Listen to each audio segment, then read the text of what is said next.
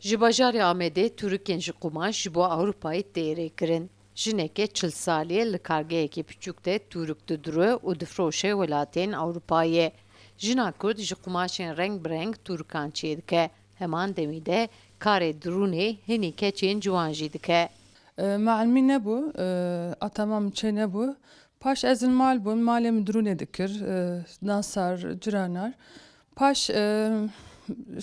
خواست از مال در کبم شخورتش کی بکم ev mefruşatı olarak vekir hala gote de me pir çık tüne iş tüne bu paş nas ki me go es duhazım çente çekim tukarıj mer çeki Avrupa'da sekin hat go es van çente duhazım mejer çekir paş müşterikimi de hat mejeri çekir paş meneri ki çente hem ez hazıkım es kevje pir kev duhaz çıktıkım je me dest çente kir. Jina Kurd dibêje çêkirina andûrûtina çente zehmet nîne. Armanc dike ku kargeha xwe mezin bike û bibe merqeyek mezin ên cîhanê û alîkariya jinên ên mala bike.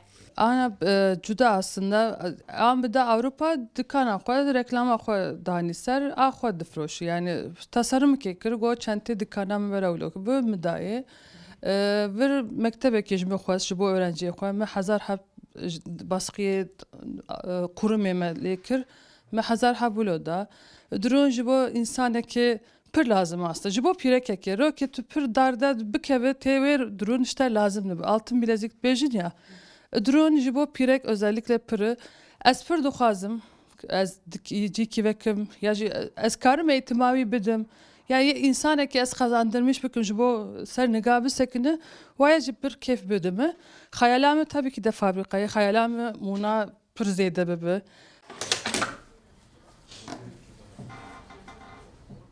Terziya jin di kargeha xwe de xeynê çenteyan pêştemalên jina jî didire û li ser wan jî merqeyên ên kampanyayan neqş dike. Sevda Kaplan, Kurdistan TV, Amed.